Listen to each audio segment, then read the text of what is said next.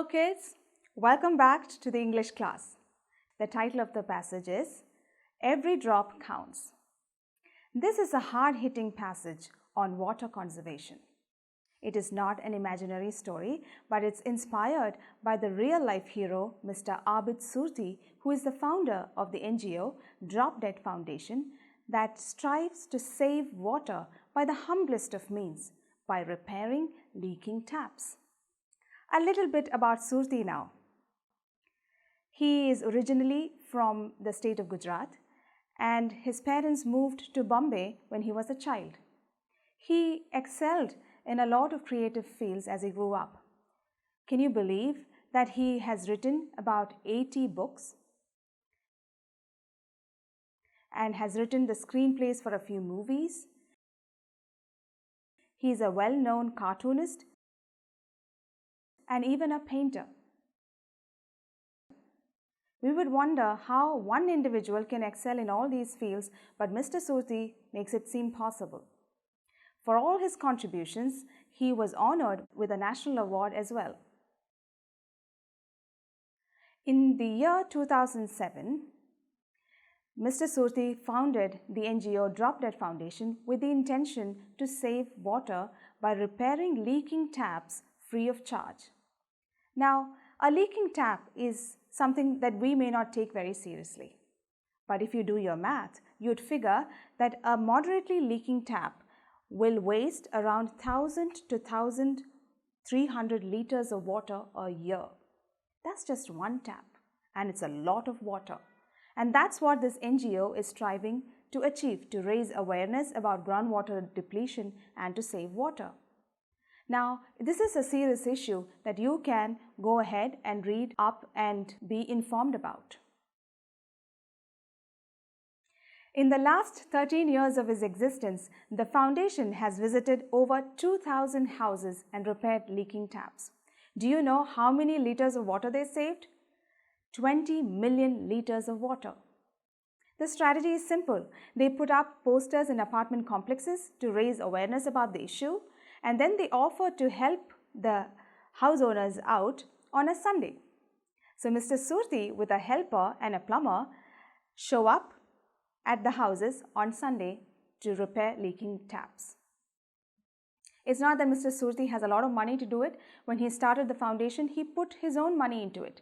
But as the foundation grew and started doing a lot of good work, celebrities, including Mr. Amitabh Bachchan, have contributed to this cause. This passage, as you can imagine, is not just a fun read and not just an English lesson to get past. It holds a valuable lesson for life. In fact, after reading this lesson, I went ahead and got a leaking tap in my house repaired. At the end of the lesson, I hope you've read it, there is a set of new words and their meanings. Please go through them, understand the meanings, and what do? Use them in sentences. That's right. I'll give you a couple of examples. One of the words there is perish. Perish means to be destroyed. How would you use that in a sentence? You could say, the food that would perish can be kept in the refrigerator. The second word I want to look at is muffled. Muffled means to be made quieter. I could hear muffled voices across the wall.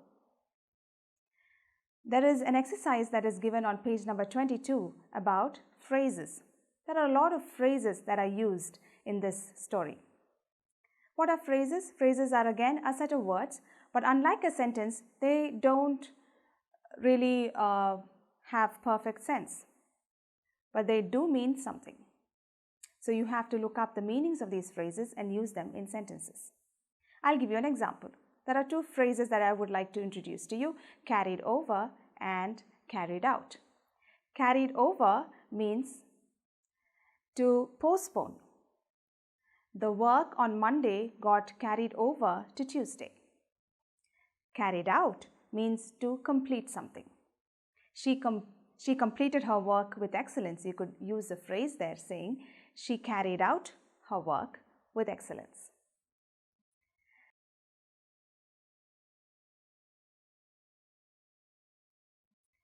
The next exercise is about anagrams. What are anagrams? Anagrams are new words that are formed by rearranging the letters of a word. For example, pal, P-A-L. Rearrange the letters and you get lap, L-A-P. Let's look at those words that are given, rearrange the letters and come up with new words or anagrams. 1. Lime. Rearrange the letters and you get mile. Remember that you have to come up with words that make sense. Second, buns. Rearrange the letters and you could get snub. Third, canoe. Anagram would be ocean. Fourth, shout. It can form the word south. Fifth one, stew. The anagram would be west. Sixth one is thorn. The anagram is north. This is followed by the comprehension questions. Answer them, and if you are in doubt, you have to revisit the passage. Let's move on to an interesting grammar section.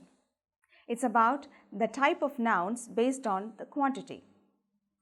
A noun, you know what a noun is. A noun is the name of a person, a thing, or a place. A noun can be countable or uncountable.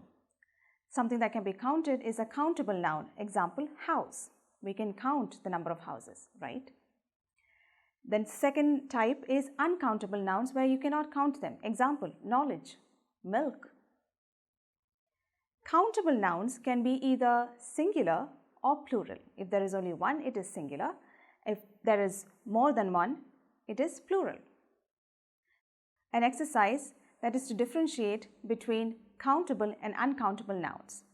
This is a straightforward one. You can do it all by yourself. Just see if the noun can be countable or it cannot be counted. The second part of the exercise is about converting singular nouns into plural forms. There are different rules regarding this, and I'm not going to list all of them here. Sometimes we add an S, sometimes we add ES or IES, sometimes we add EN to the singular form to make it into plural. Sometimes it's a different word altogether. English is a funny language. You have a set of rules and then you have a set of exceptions. So let's go into the exercise and see for ourselves what rule applies to each one.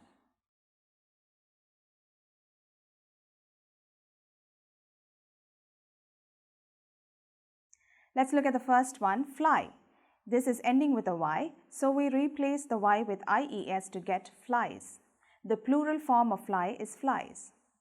Most nouns that end with Y can be made into its plural form using this rule, adding the suffix IES instead of Y. The second one is sheep.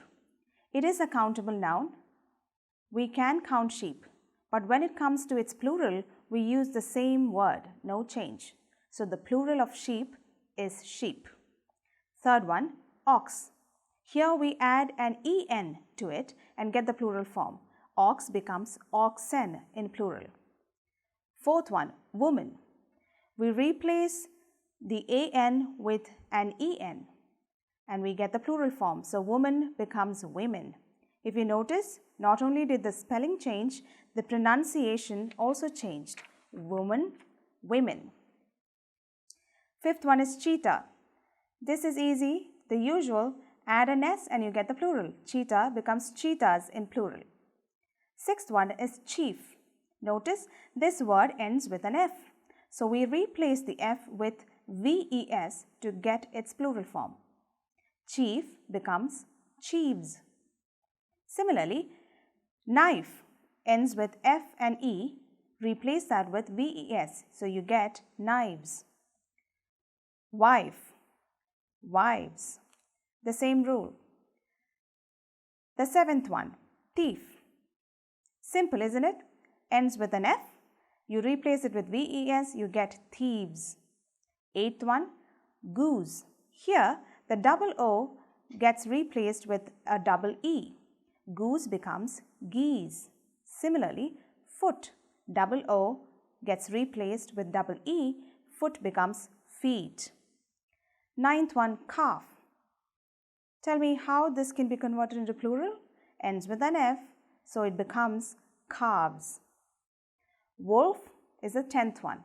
Easy, it becomes wolves. We have a concluding section on communication. As usual, it's about listening, speaking and writing. A lot of practice that has to come from you. Happy practicing. Bye-bye.